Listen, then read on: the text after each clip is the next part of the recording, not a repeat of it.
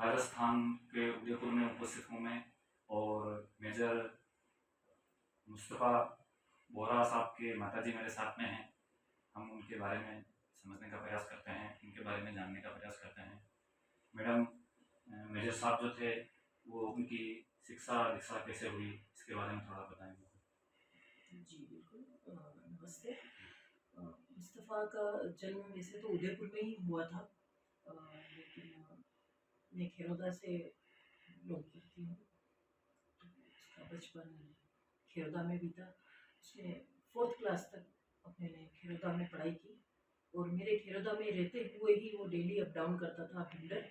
उसने 7th class फिर भिंडर तक पढ़ाई की और खेरौदा में ही रहते हुए उसने 8th क्लास की पढ़ाई यहाँ उदयपुर से की थी, सेंट पॉल से। जब पूरे साल भर छोटे से बच्चे के आने जाने में प्रॉब्लम होने लगी तो उसके बाद मैं उदयपुर शिफ्ट हुई और 9th क्लास में जब मुस्तफ़ा था तो मैं उदयपुर में उनके साथ यहाँ पर शिफ्ट हुई। तो मुस्तफ़ा की शिक्षा की अगर जर्नी कहें तो एक बच्चे के लिए ये नहीं था कि चलो आज मम्मा ने टिफ़िन बना के दिया है और मैंने बैग उठाया और सामने मेरा स्कूल है, मैं पहुँच गया। उसने हमेशा 40-40 किलोमीटर और 100-100 किलोमीटर का अपना रन किया और समय से स्कूल पहुंचने का एक जो उसका अहम था उसको हमेशा पूरा किया। यहाँ तक कि यहाँ सेंट पॉल्स जब उदयपुर वो आता था तो 7 बजे का स्कूल रहता था, तो कभी उनके फादर को पता ही नहीं लगा वहाँ पर स्कूल के मैनेजमेंट को कि ये बच्चा 80 किलोमीटर का रन करके डेली अप डाउन कर रहा है और दूसरे दिन हमारे यहाँ स्कूल में फिर से सारे होमवर्क के साथ उपस्थित हो रहा है। मुस्तफ़ा की पढ़ाई की जर्नी और स्ट्रगल की अगर बात कहें तो उसने बचपन से ही अपने आप का एक कहते हैं कि एक इंसान को अपना 100% देना चाहिए। उसकी लाइफ का यही था, वो हमेशा हर बात को 100% रिजल्ट के साथ आपको आउटपुट देता था। जो आज आप खुद मेरे घर अगर बैठे हुए हो तो इसी 100% की वजह से ही है। मैडम, उनका जो मतलब उनके स्वभाव में मतलब जो है वो संघर्ष शुरू से था। जी बिल्कुल। संघर्ष के साथ साथ संघर्ष को झेल लेना, कहते हैं ना कि संघर्ष झेलने की इंसान में अपने आप में कैपेसिटी होनी चाहिए। संघर्ष तो सबके जीवन में होता है, लेकिन उसको झेल कर आगे बढ़ते जाना। कभी एक्सक्यूज ना देना कि आज मेरे सर में दर्द है, मेरे पेट में दर्द है या आज मेरा मन नहीं है। ये वाली चीज़ें उसमें कभी थी ही नहीं कि वो एक्सक्यूज दे। उसके लिए ये था कि मुझे ये लक्ष्य पूरा करना है, वो लक्ष्य की तरफ ही अपने आप को 100% देता है। मैडम, जो है फिर मुस्तफ़ा साहब को आर्मी में जाने के लिए जो है ये प्रेरणा उनको जो है कहाँ से उनको लगा, या कैसे वो इस ओर अग्रसर हुए? जैसे मातृभूमि के से प्यार करने के लिए तो हम अगर स्कूल में पहला कदम रखते हैं तो हमारी ओथ ही वही होती है। हम शपथ ही उसी चीज़ की लेते हैं कि हमारी मातृभूमि के प्रति हम अपनी अ, सेवा भाव रखेंगे और उनका ख्याल रखेंगे। जिस धरती पे जन्म लिया है, मैं तो ये कहती हूँ हर बच्चे का फर्ज है कि वो उस मोटिवेशन के साथ और उस बात को समझे। लेकिन आर्मी में जाने वाले, मैं तो यही कहूँगी कि ये वो हीरे होते हैं जिसको बताया नहीं जाता कि आपको आर्मी में जाके सेवा करनी है। वो तो देश सेवा के लिए ही पैदा होते हैं और वो देश सेवा करके ही अपने आप को दिखाते हैं। ये तो हमें सोचना है कि क्या हम भी वैसे हो सकते हैं। और आर्मी में जाने वाली प्रेरणा तो हाँ, उसका यही कहना था कि अगर मैं एक अच्छा इंजीनियर बनता भी हूँ तो आपको हर घर में एक इंजीनियर मिल जाएगा, लेकिन अगर मैं आर्मी में जाता हूँ तो बड़ी मुश्किल से आपको आर्मी में देखने को मिलेंगे। वो संघर्षपूर्ण जीवन जो कहे तो पहली चॉइस उसकी थी, लेकिन कदम से कदम मैं उसके साथ चली हूँ। ये मैं कह सकती हूँ कि मैंने हमेशा अपने बच्चे के जख्मों पे प्यार करके उसको आगे बढ़ाया है। कभी उसको ये बात कह के कि अच्छा बेटा ये तो अच्छा नहीं है या आपको तकलीफ हो रही है, ये डिमोटिवेशन कहीं ना कहीं मैंने भी उसको नहीं दिया था। कि आगे उसके साथ क्या हो सकता है ये चीज़ के लिए भी मैंने कभी उसको कुछ कहा नहीं था। क्योंकि जब हम आगे बढ़ते हैं तो हम खुद भी जानते हैं कि जीवन में क्या कठिनाई आ सकती है, क्या उसका रिजल्ट निकल सकता है। ये तो हमारे उस चीज़ को चूज करने से पहले ही हमारे दिमाग में होता है। तो कमजोरियाँ गिनाई नहीं जाती है, उसमें कितने अच्छी चीज़ें हैं यही बताई जाती है। और उसने भी मुझे वही बताया और मैंने भी उसको वही बताया। इसीलिए उसने आर्मी में जाने का और मातृभूमि की सेवा करने का उसने अपना लक्ष्य रखा। मैडम, आप से बात करके जो है मुझे ऐसा लग रहा है कि आप शुरू से ही आपकी परवरिश भी शायद कहीं जो है आपकी जो परवरिश हुई है वो भी कहीं ना कहीं देशभक्ति के और देश प्रेम के माहौल में ही हुई है। सेना में मैडम जो उनका सिलेक्शन हुआ था वो फिर कौन से सन में हुआ मैडम? सेना में उसका 2012 में ही हुआ था सिलेक्शन है। उसने 12th जैसे ही कंप्लीट किया था उसके साथ ही उसका वहाँ एनडीए में फर्स्ट अटेम्प्ट में ही जैसे बच्चे एग्जाम्स देते हैं, उसने अपने लिए कोई स्पेशल कोई ट्रेनिंग नहीं ली थी। या मैं कहूँ कि जब 12th की उसने एग्ज़ाम दिए थे तो क्या उसके मन में या मेरे मन में ये विचार आया था कि हमको वो चीज़ अचीव करनी है, ऐसा तो नहीं था। लेकिन हर एग्ज़ाम के साथ, क्योंकि जैसे वो आईआईटी की तैयारी कर रहा था तो आईआईटी की तैयारी के साथ साथ एक एग्ज़ाम आईआईटी के बच्चे एनडीए के भी दे सकते हैं, क्योंकि इसकी ये फैकल्टी होना ज़रूरी है, साइंस मैथ्स होना ज़रूरी है। उसका वही था और उसी फील्ड में उसके वो एग्ज़ाम्स आ रहे थे तो उसने ये एग्ज़ाम भी फाइट किया था। लेकिन जब एसएसबी के लिए गया तब उसको समझ में आया कि सेना क्या चीज़ है। और देशभक्ति की बात कहूँ तो उसके अंदर तो पहले से ही कूट कूट के भरी हुई थी, क्योंकि मुझे अच्छे से याद है कि कभी वो रास्ते में या बस में चलते हुए उसको मैं कभी चॉकलेट भी देती थी ना, तो वो रैपर कभी सड़क पर नहीं फेंकता था। वो ये कहता था कि जिस तरीके से हम हमारा घर साफ रखते हैं, चीज़ें साफ रखते हैं, तो फिर एक प्रयास हमारा कम से कम ये एक छिलका हमारी तरफ से तो नहीं होगा। लोग फेंकते हैं कोई बात नहीं, लेकिन ये चीज़ें उसमें थी। अब इसको आप देशभक्ति से जोड़िए तो बिल्कुल देशभक्ति की तो भावना वहीं से शुरू होती है कि आप अपने देश में जिस धरती पे खड़े हैं उसकी आपने पहली सेवा क्या की थी। तो उसका रिजल्ट तो ये था ही कि वो आर्मी में जाके और अपनी चीज़ों को पूरा करें। और हमारे जो धर्म गुरु है सैयदना साहब, उनका हमेशा एक कथन रहा है कि हुब्बुल वतन, अपने वतन से मोहब्बत करो, चाहे आप कहीं भी रहते हो, किसी भी तरीके से, चाहे आप इंडोनेशिया हो, चाहे अमेरिका हो, चाहे पाकिस्तान हो, कोई भी कंट्री हो, लेकिन वो आपकी अगर मातृभूमि है तो उसके प्रति आप वफादार रहो, उसकी सेवा कीजिए। तो मुस्तफ़ा धर्म को और अपनी निजी दुनिया को, जैसे कहते हैं ना, दीन और दुनिया को बहुत ही बैलेंस करके बहुत अच्छे से चलता था। तो वो उस बात को भी मानता था कि मैं जिस देश में हूँ, मैं जिस चीज़ के लिए हूँ, मुझे वो काम करना है। और जब आर्मी वाली बात आई थी तो हमने इस चीज़ की परमिशन हमारे धर्म गुरु से भी ली थी, क्योंकि बोहरा समाज के अंदर एक बिल्कुल एक क्लियर सोच है, आर्मी में नहीं जाना है, आर्मी में हम लोग नहीं जाते हैं, क्योंकि आर्मी की चीज़ों के अंदर अगर देखने जाते हैं तो कुछ ऐसी चीज़ें हैं जो हमारे धर्म के अंदर में नहीं आती है। तो लोगों को ये लगता है कि आर्मी में जाने वाला बंदा शायद धर्म से हट सकता है। और ये डर तो मुझे भी मन में थोड़ा सा था ही, क्योंकि लोगों से जब ज़्यादा सुनते हैं, क्योंकि सुनने का भी प्रभाव कहीं ना कहीं हमारे जीवन में होता ही है। इसका आईआईटी में सिलेक्शन होना, इसमें एसएसबी में भी इसका सिलेक्शन होना, मेरिट लिस्ट में आना, तब जब फैसला मैं नहीं कर पाई तो ये बात मैंने हमारे धर्मगुरु से ही पूछी कि हमको क्या करना चाहिए। तो ये मेरा सौभाग्य, मेरे बेटे का सौभाग्य रहा कि हमारे धर्मगुरु से भी इसी बात की परमिशन आई कि इसको एनडीए में जाने की रजा फजल होती है, यानी इसको एनडीए भेजा जाए। और जब उस बात से वो बहुत ज़्यादा मोटिवेट हुआ, उसको ये लगा कि अब मेरा ही एफर्ट्स नहीं है, अब तो कहते हैं ना कि ईश्वर का भी मेरे साथ में साथ है।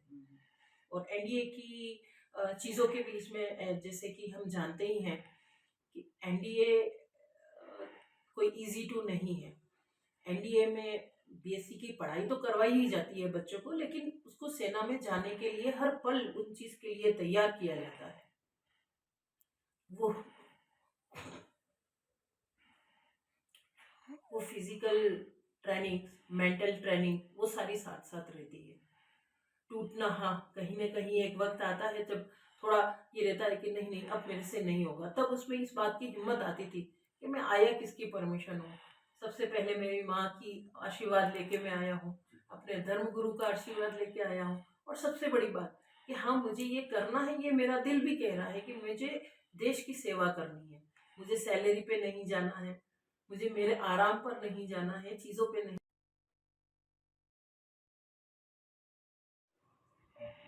तो एनडीए के अंदर फिर ये जो सारी चीज़ें हमें मोटिवेशन देती हैं, तो वहाँ के 3 साल कैसे निकल जाते हैं वो पता ही नहीं लगता। और मुस्तफ़ा के साथ भी यही था कि उसके 3 साल कैसे निकले इस चीज़ के बारे में पता ही नहीं लगा।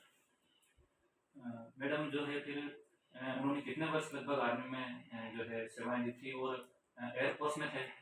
जी नहीं, वो इंडियन आर्मी के एविएशन डिपार्टमेंट में थे। आर्मी अपना एक एविएशन एक डिपार्टमेंट लेके भी चलता है, क्योंकि अभी जैसे आपने जैसे भी बोल दिया एयरफोर्स, यस, एयरफोर्स के अंदर ही हेप्टर और हेलीकॉप्टर, जिसको हेप्टर कहते हैं अपन बेसिकली आर्मी लैंग्वेज में, तो हेलीकॉप्टर या जेट वगैरह सारे एयरफोर्स के आते हैं। लेकिन आर्मी भी अपनी सारी रिक्वायरमेंट पूरी करने के लिए एविएशन डिपार्टमेंट के साथ इसको भी साथ में लेके चलती है। इसका कोई यूनिट तो नहीं है, पूरा एविएशन डिपार्टमेंट किया जाता है, कहा जाता है। जैसे कि हम कहते हैं राजपूताना राइफल्स या असम राइफल्स वगैरह, इस तरीके से सारी चीज़ें होती है। उसी तरह से एविएशन भी आर्मी का एक हिस्सा है, उसका एक पार्ट है। तो मुस्तफ़ा इंडियन आर्मी में होते हुए एविएशन के अंदर था, और एविएशन में होने के कारण वो हेलीकॉप्टर पायलट बना। हेलीकॉप्टर पायलट के अंदर भी वापस जिस तरीके से हमारे पास अलग अलग तरह की गाड़ियाँ होती है, उसी तरह आर्मी के पास अपने अपने अलग अलग तरीके के हेलीकॉप्टर है। चीता, चेतक, और अभी बहुत सारे जो हेलीकॉप्टर्स वगैरह आए हैं, वो सारे आर्मी अपने साथ कैरी करती है। और जो एविएशन में जाता है उनको उसी हिसाब से ट्रेनिंग वापस दी जाती है। और उसमें जो एविएटर, जो पायलट अपने आप को सक्षम समझता है या उन चीज़ों में उनको लगता है कि मुझे ये हेलीकॉप्टर चूज करना है, उसी की बेसिकली वो ट्रेनिंग लेके और उसी के प्रति वो अपनी सेवाएं देता है। तो मुस्तफ़ा ने अपना चीता और चेतक पर अपनी ट्रेनिंग लेने के बाद उसने रुद्र को चुना था। उसने ALH रुद्रा जो है अभी 2014 में लॉन्च हुआ था, जो ये कहे कि पूरी तरह हिंदुस्तानी हेलीकॉप्टर है। उसको इंडिया मेड है। और 2014 में जब ये हेलीकॉप्टर आया और अपनी सारी सुविधाओं और चीज़ों के साथ आया था, तो मुस्तफ़ा ने उसी हेलीकॉप्टर को चूज़ किया। तो मुस्तफ़ा रुद्रा का पायलट था। उसके पास उसकी सारी चीज़ों की खूबियाँ जो है वो कहते हैं पायलट में होनी चाहिए थी, उसमें पूरी की पूरी थी, क्योंकि उसने सारे हेलीकॉप्टर उड़ाए थे। उड़ाने के बाद अगर स्पेलिस्ट अगर कहे तो वो रुद्रा का स्पेलिस्ट था। मैडम फिर जो उनका जो फिर जो घटना हुई है वो जो है वो किस प्रकार हुई, ये आप थोड़ा बताएं। वैसे सच कहूँ तो अभी इसके बारे में ज़्यादा बात करने के लिए मैं भी तैयार तो नहीं हुई हूँ। अ, दुनिया के लिए वक्त थोड़ा ज़्यादा निकला है, लेकिन मेरा वक्त अभी भी वहीं ठहरा हुआ है। लेकिन मैं जब उसके यूनिट गई और यूनिट जाने के बाद मैंने हेलीकॉप्टर जो बेसिकली वहाँ पर है उनके कि भी क्या है किस तरीके से, जितना मैंने खुद के नज़रिए से समझा है, तो हेक्टर अपने डेली रूटीन पर था उनका। किसी मिशन पे तो हमेशा ये लोग का रहता ही है। आर्मी की अपनी अपनी सारी कॉन्फिडेंशियल सारी चीज़ें रहती है, और उसी मिशन पे ये चीन की सीमा की तरफ इन्होंने अपनी उड़ान भरी थी। और वहाँ से अपना जो टारगेट था, उस टारगेट को वो पूरा करते हुए जब लौट रहे थे और अपने बेस से सिर्फ 5 मिनट की दूरी पर थे, तो अचानक हेलीकॉप्टर में आग लगने से ये हादसा हुआ था। उनके साथ 5 लोग थे, जिसमें 3 जवान थे और एक और इनके बड़े सीनियर ऑफिसर मिस्टर विकास बाबू, मेजर विकास बाबू भी थे। और वो भी मुस्तफ़ा से कई गुना ज़्यादा बेहतर एक पायलट थे। सीनियर तो थे ही, साथ में बहुत अच्छे पायलट भी थे। यानी ये कहूँ कि दोनों बहुत ही अच्छे इंडियन आर्मी के पायलट उस समय उड़ान पर थे। लेकिन अनफॉर्चुनेटली अगर कहें ये दुखद हादसा हुआ, हमारे लिए तो बड़ी लॉस की बात है। ये इंडियन आर्मी की भी लॉस की बात है कि उन्होंने 2 होनहार पायलट को उस समय खो दिया था। मैडम ये जो जब शहादत प्राप्त की मुस्तफ़ा साहब ने, मेजर साहब ने, तो उसमें क्या सन और तारीख क्या रही थी मैडम? ये भी 2022 की बात है। 21 अक्टूबर की बात है ये। और मुस्तफ़ा का जन्म वैसे 95 में 2019 1995 में हुआ था, 14 मई को। तो देखने जाए तो एज ए पायलट को मेजर तक पहुंचने की एज उसकी बहुत कम थी, लेकिन अपनी लाइफ से ये 2-3 साल आगे ही चल रहा था। ये मात्र 5 साल का था और फर्स्ट स्टैंडर्ड में था। तो इस तरीके से इसकी जर्नी बहुत जल्दी जल्दी और बिना अवरोध के, कहें कि कभी वो किसी भी चीज़ में फेल नहीं हुआ, कभी कोई चीज़ के लिए इसने डिले नहीं किया। इंडियन आर्मी के जितने कोर्सेज रहते हैं वो सारी चीज़ें उसने अपने समय से पूर्ण पहले ही उसने पूरा कर दिया था, चाहे उसके लेफ्टिनेंट कर्नल बनने तक के एग्ज़ाम भी क्यों ना हो। उसने हमेशा जिस तरीके से 100% देने का जो मिरेकल है ना, एक चमत्कारिक रूप से उसका जो ये काम था, उसने वहाँ अंदर रहते हुए भी कमांडो ट्रेनिंग, जेसी ट्रेनिंग, बहुत सारी ट्रेनिंग होती है, वो सारी की सारी उसने अपनी ट्रेनिंगें भी पूरी कर चुका था। हालांकि इस टाइम बहुत टाइम मिलता है इन चीज़ों के लिए, लेकिन शायद ईश्वर को यही मंजूर था और उसको वो सारी चीज़ें भी पूरी करनी थी। तो इंडियन आर्मी की भी सारी चीज़ें वो अच्छे से सीख कर, अच्छे से समझ के और अच्छा अपना 100% दे के अपने आप को प्रूव किया था।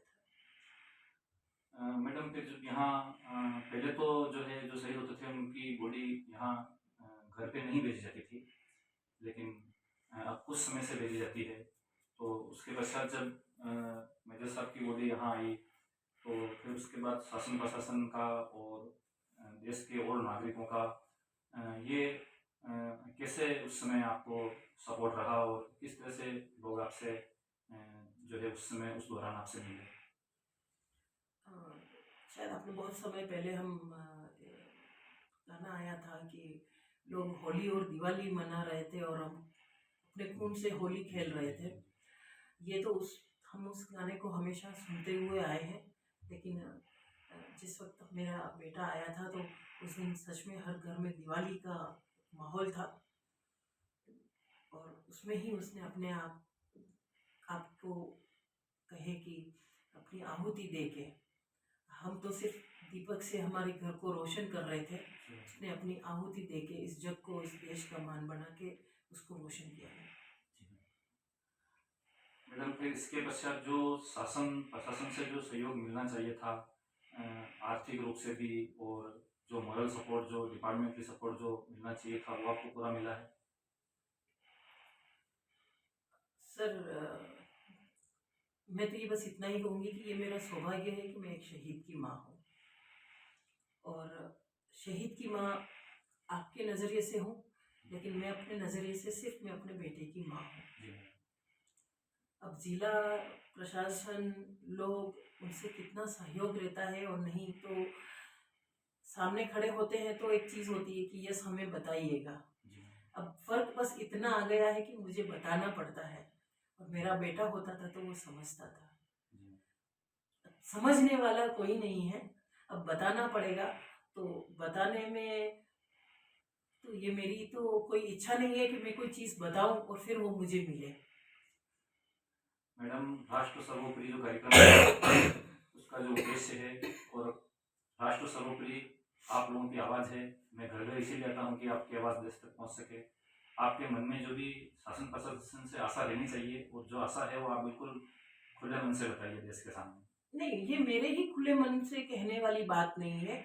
हम कई बार सिर्फ अखबारों की सुर्खियों में हम ये लोग देख के रह जाते हैं कि जिस तरीके से शहीदों के परिवारों को तकलीफ़ें होती है या चीज़ें नहीं हो पाती है, तो ये बड़ा आज मैं उस जगह खड़ी हूँ, आप भी नहीं समझ पाएंगे, शायद ये मेरा इंटरव्यू सुनते हुए लोग भी नहीं समझ पाएंगे कि मैं क्या कहना चाह रही हूँ या क्या चीज़ है, क्योंकि ये वो चोट है, ये वो दर्द है, या ये वो कमी है जो सिर्फ अपने आप पर जब बीतती है तब पता लगता है कि हमारे साथ हुआ क्या है और हमको चाहिए भी क्या।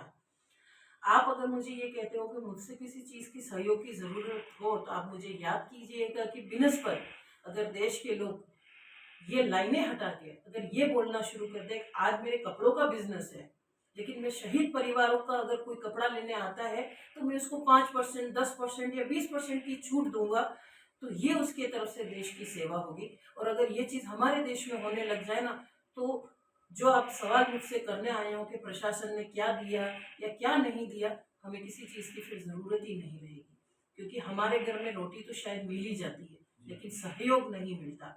और वो सहयोग बस इतना सा है, ये सहयोग ही यही है कि आप मेरे लिए क्या कर सकते हो, इस चीज़ के बारे में बताइए। और अगर और वीरांगनाओं की और शहीद परिवारों की अगर अंदर की कोई दुखद पीड़ा अगर आप कहें कि कुछ मैं अपनी जुबानी अगर मैं ये कह दूं, तो इतना ही है कि सच में अगर कोई कभी इस चीज़ की आवाज़ सुनते हैं और कोई शहीद परिवार सड़क पे जाके बैठा है। अभी कुछ समय पहले सैनिक परिवारों में जयपुर में हमने सुनने में आया था कि कुछ लोग इस तरीके से अपना बात रखने के लिए सड़क पर आए हैं या चीज़ कह रहे हैं। तो मैं आम जनता से अपील करूंगी कि वो लोग शहीद परिवार के नहीं है तो क्या हुआ, लेकिन उन परिवार से जुड़ के उसकी आवाज़ में वो हिम्मत तो बन ही सकते हैं।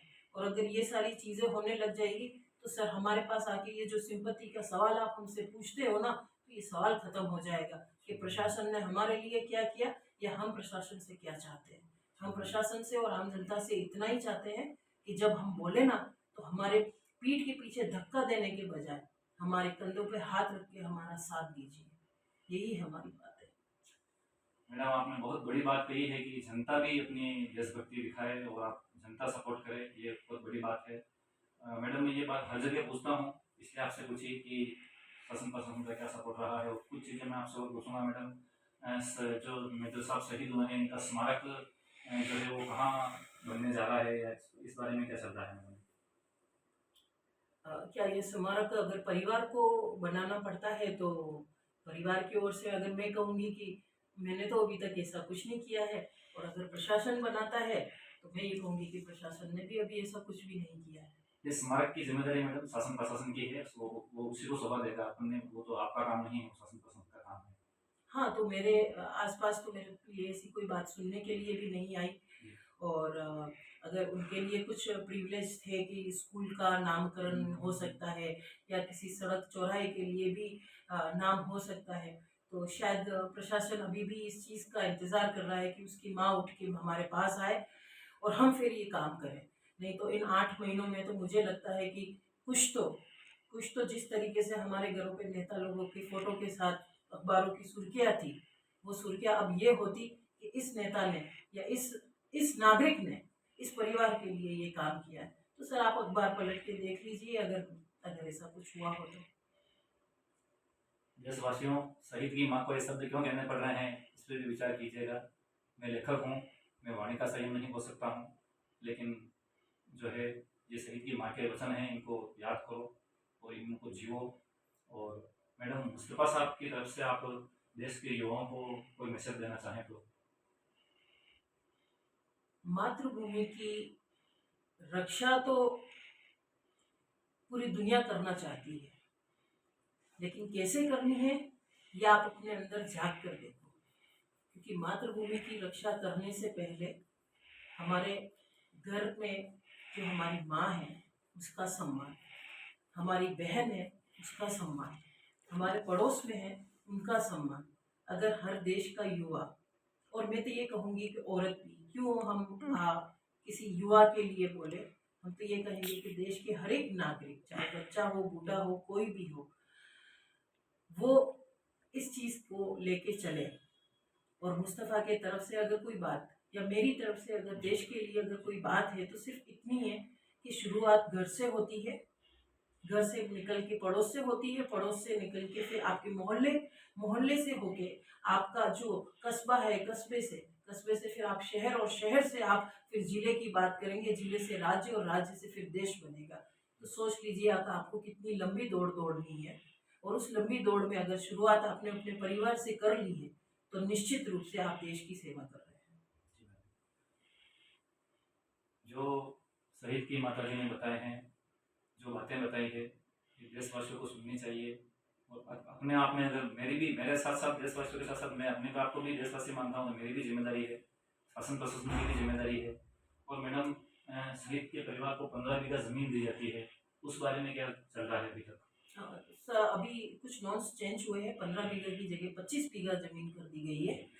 लेकिन ये 25 बीघा जमीन उनको इंदिरा गांधी परियोजना की तरफ, जो शायद गंगापुर या उनके आगे की तरफ, वहाँ जो इंदिरा गांधी परियोजना है वहाँ की तरफ दी जाती है।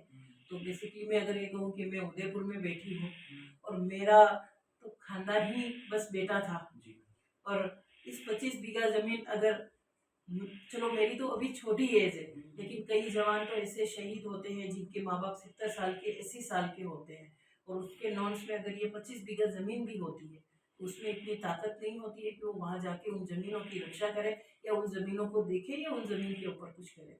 तो सरकार को इस नॉर्म्स के अंदर कुछ चीज़ें को चेंजेस लाना चाहिए। आप 25 बीघा जमीन दे रहे हो तो ठीक है, अगर यही 25 बीघा जमीन मेरे इधर आसपास में अगर आपने देने की बात कही होती तो शायद मेरे लिए वो कुछ काम की होती, या मैं अपने जीवन का कुछ उसमें उद्देश्य बना सकती थी। इसलिए ये 25 बीघा जमीन के लिए जो लोगों का एक ये रहता है ना कि कोई बात नहीं, उनके घर में तो ये शहीद हो गए हैं लेकिन इतना पैसा आया होगा, साहब पैसा आप हमसे लेके चली जाइए, बेटा मुझे मेरा वापस कर दीजिए। कोई पैसा नहीं आता है, क्योंकि हमारा 1 रुपया भी अब 100 रुपये का खर्च होता है कि छूट हमें कहीं नहीं मिलती। मैं भी वही नागरिक हूँ जो आप वो नागरिक है। जी। मुझे इस इंटरव्यू के दौरान दोबारा ये बात कहनी पड़ रही है कि शहीद की माता जी को जो शब्द बोलने पड़ रहे हैं वो बोलने पड़ते हैं, तो हम देशवासियों के लिए, हर नागरिक के लिए, जनप्रतिनिधि के लिए और अधिकारियों के लिए, सबके लिए मैं शब्दों का संयम नहीं खोऊंगा, लेकिन आप अनुमान लगाइए कि कैसी स्थिति में है। और मैडम, परिवार से एक व्यक्ति को नौकरी का भी प्रावधान है, तो इसमें इसमें क्या आपने आपका नाम, किसका नाम भेजा है या आपसे कोई बात हुई है? जब सीएम साहब यहाँ आए थे तो मैंने अपनी बेटी के लिए इस बारे में मैंने ज़रूर बात की थी, लेकिन मेरी बेटी की अभी इंटर्नशिप चल रही है, मैंने बीडीएस किया है, और डेफिनेटली अगर मेरे घर में ये लॉस हुआ है और ये चीज़ें हुई है तो मेरी बेटी 23 साल की होने आई है, तो मैं ये भी चाहूँगी कि मैं उसकी शादी करूँ। मैं शादी दो तरीके से करने की वजह होती है, एक तो बच्चे की उम्र भी है और दूसरा मुझे किसी का साथ भी चाहिए कि भाई कोई मेरे घर परिवार, मेरा परिवार अब बड़ा होगा तो मैं थोड़ा ज़्यादा कुछ कर पाऊँगी। अब अगर इस नॉर्म्स में अगर कुछ अगर मिलता है तो डेफिनेटली सरकार सहयोग करेगी, तो मुझे खुशी होगी इस मामले में। सरकार का नियम है, शहीद के परिवार के एक व्यक्ति को नौकरी दी जाती है, ये नियम है, इसमें कोई भी समस्या नहीं है। और मैडम, 15 बीघा जमीन जो मिलती है वो कुछ शहीद परिवारों को अपने यहाँ मिली है। मैं जहाँ गया हूँ, तो अगर नियम है, अगर यहाँ जमीन मिले तो आप इसके लिए भी प्रयास मैडम कर सकते हैं। मैंने जहाँ तक यहाँ के कलेक्टर साहब से बात की थी तो उन्होंने तो मुझे ये कह के ही टाल दिया था कि अगर ऐसे कोई नॉर्म्स है तो आप हमारे पास लेके आइए। सर, मैं तो अपने बेटे के सदमे से भी बाहर नहीं निकल पाई हूँ, तो नॉर्म्स तो मैं कहाँ ढूंढने जाऊँगी। कलेक्टर साहब को ये शब्द नहीं काम में लेने चाहिए थे। उस तो जो है नियम है, जिलाधीश महोदय हैं तो उनको पता होना चाहिए कि क्या रूल्स है, क्या नियम है। और मैं कई इंटरव्यू ले चुका हूँ, तो बहुत से परिवारों को ज़मीन यहाँ मिली है चित्तौड़ जिले में, और वहाँ 25 बीघा मिल रही है तो यहाँ 15 बीघा दी जाए, 10 बीघा दी जाए, लेकिन ये नियम है तो इसकी पालना में कहाँ समस्या हो रही है, मैं शासन प्रशासन से कहना चाहता हूँ। और मैडम, और कुछ आप कहना चाहें अपने मन से तो? सर, मन से तो बस इतना ही था कि ये बात अगर आपने कही है तो सही बात है कि मैंने भी खुद भी यही चाहा था। तो हमारे यहाँ पर तो ऐसा कुछ है ही नहीं। मैं भी एक, आप सोच लीजिए, मैं खिरोदा में वहाँ जहाँ रहती थी वहाँ हमारे समाज के सिर्फ 10 घर थे, और उस घर को शायद आप देख कर भी आए हैं कि आज भी वो मेरा घर टूटा फूटा और कुछ किस हालत में है कि अगर हम ये बात सोचें कि हमारा बुढ़ापा हमारा हम वहाँ निकाल देंगे तो हमें फिर से वो घर खड़ा करना पड़ेगा। ये बात मैंने रखी थी प्रशासन के सामने कि मुझे ऐसी कमर्शियल ही कोई छोटी सी जगह दे दी जाए ताकि इसके पापा वहाँ पर कोई दुकान या ऐसा कुछ भी लगा सके। लेकिन बस मैंने जो बात कही है वो तो 100% सही है कि प्रशासन से या किसी भी तरीके से मुझे वो हिम्मत नहीं मिली कि मैं आगे कोई चीज़ का अगर प्रोसेस करना है।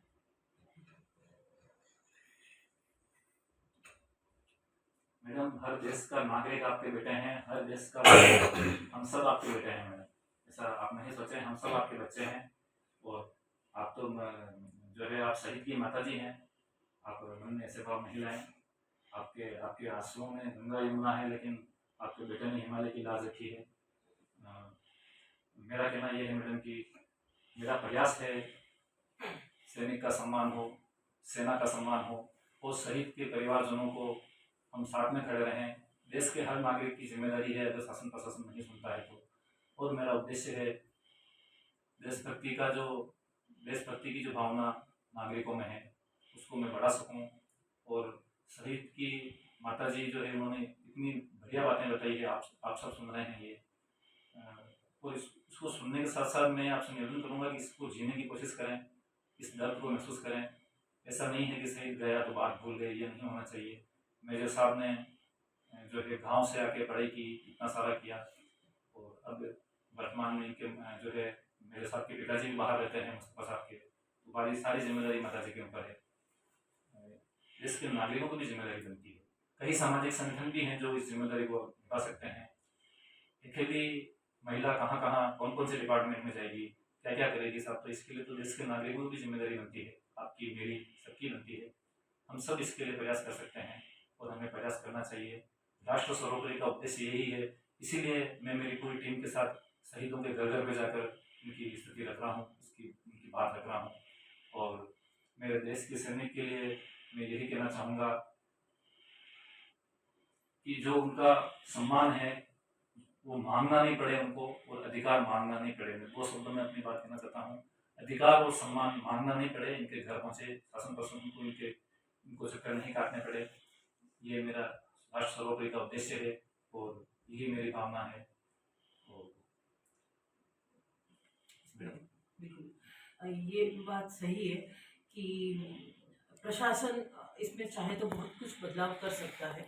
और प्रशासन की सबसे बड़ी अगर कमजोरी या फिर ये कहूँ कि माइनस पॉइंट अगर यही है, जब उनको पता है कि इस परिवार में वो इंसान शहीद हो चुका है, तो अब हमें और प्रूफ क्या लाने हैं आपके सामने, हम और आप हमसे चाहते क्या है। जब आपको पता है नॉर्म्स ये है, ये चीज होनी है, तो आप नीचे से शुरुआत क्यों करते हैं। जब आपको पता है कि हम टॉप पर है, टॉप का मतलब ये है कि हमें और किसी पेपर की जरूरत ही नहीं है। मेरे जैसे बैटल कैजुअलिटी है, मेन चीज तो होता है कि बैटल कैजुअलिटी यानी कि वो एक वॉर में शहीद हुआ इंसान। अगर आर्मी इस चीज को डिक्लेयर कर रही है, आर्मी आपको वो पेपर आपको दे चुकी है कि ये बैटल कैजुअलिटी है, तो उसके बाद भी प्रशासन हमसे एक छोटी चीजें क्यों मांगता है कि आप पहले सैनिक कल्याण बोर्ड जाइए, फिर कलेक्ट्री जाइए, कलेक्ट्री से आप हाउसिंग बोर्ड जाइए, हाउसिंग बोर्ड से फिर Jodhpur housing board, Jaipur housing board से वापस वो पेपर, यानी कि वो पेपर 2 साल 5 साल ऐसे गोल घूमते रहते हैं। तो क्या जयपुर वालों को पता नहीं है या दिल्ली वालों को पता नहीं है कि ये शहीद हो चुके हैं। तो शुरुआत नीचे से क्यों, शुरुआत अगर ऊपर से ही हो कि ये सारा हो चुका है, ये पेपर है, first and last file, then done, तो कहीं किसी भी बात की। और मैं तो ये कहूंगी इसमें हम बोलते हैं ना, ये गलत है। वजह क्योंकि हम चाहते हैं कि हर आदमी देश की सेवा करे, और देश की सेवा कचरा उठाने से या किसी चीज से नहीं होती है। मैं तो ये कहती हूँ देश सेवा सीमा की रक्षाओं से होती है। घर के अंदर तो हम जैसे भी हो रह लेते हैं, लेकिन बाहर से आने वाली चीजों के लिए तो रक्षा हमें करनी है। और उस चीज के लिए युवाओं में अगर कोई चीज को बढ़ाना है, तो युवा अगर ये माइनस पॉइंट देख के जो 5% लोग भी आर्मी में न जाने का डिसीजन लेते हैं, वो अगर ये चीज देखेंगे तो उसमें से 10% युवा और ज्यादा जाने के लिए अपने आप का लक्ष्य बनाएंगे, क्योंकि उनको पता है कि हम है तब भी जिंदगी है हमारे परिवार के लिए, और हम नहीं भी होंगे तब भी हमारा परिवार बहुत अच्छे से जी रहा होगा। अगर आप किसी को ये गारंटी देते हैं कि आपके होते हुए भी और आपके बाद भी आपका परिवार, आपका जीवन उसी तरीके से होगा जैसे आप हैं, तो भला कौन अपने देश की रक्षा के लिए। और मैं तो ये कहूँगी कि अगर आप एज ए प्रोफेशनल भी अगर ये चीज सोचते हैं कि मेरी जिंदगी का सबसे अच्छा जॉब क्या है, आप गूगल कीजिए, दुनिया की सबसे बेस्ट जॉब सिर्फ इतना लिखिए, वो आएगा आर्मी जॉब। उसमें सैलरी नहीं बताई जाती, मैं मानती हूँ कि सैलरी उसमें इतनी कम है कि लेकिन सैलरी मायने नहीं रखती है। बेस्ट जॉब, आप अपने आप को कितना सिक्योर समझते हो हर चीज से। आर्मी सच में सिक्योर है, आर्मी के रूल्स में कोई परेशानी नहीं है, आर्मी अपना वर्क पूरा कर रही है, आर्मी अपना 100% दे रही है। आर्मी को अगर किसी चीज से है तो प्रशासन है, आर्मी प्रशासन आर्मी को रोक लेता है। जहां प्रशासन के बीच में जो बात आ जाती है तो फिर आर्मी अपने ही लेवल पे, क्योंकि आपने देखा होगा आप आर्मी कैंट के अंदर यू सिविलियन नहीं जा सकते हैं, आप कोई भी। तो अगर आर्मी वालों ने एक चीज इसलिए नहीं बनाई है कि भाई हम ऊंचे हैं, उन्होंने ये सिक्योरनेस इसलिए बनाई क्योंकि उनको पता है कि बाहर की चीजें अंदर आएगी तो हम उससे भी अपनी आप की सिक्योरिटी कैसे करेंगे। तो समझिए, इस चीज को समझिए, हम अपने आप को आपके साथ जोड़ना चाहते हैं तब जब आप भी हमें अपना समझो। That's it. जो है मेजर मुस्तफ़ा साहब, शहीद मेजर मुस्तफ़ा साहब की माता जी ने जो बातें बताई है पूरी खुल के बताई है, स्पष्टता से सामने रखी है और कुछ नई चीज़ें भी बताई है, तो उस बारे में भी शासन प्रशासन को गौर करना चाहिए, देश के नागरिकों को भी गौर करना चाहिए। और राष्ट्र सर्वोपरि की तरफ से भी मैं निवेदन करता हूँ कि ये सारी चीज़ें जो लाभ मिलने चाहिए वो मिले और मांगने नहीं पड़े साहब।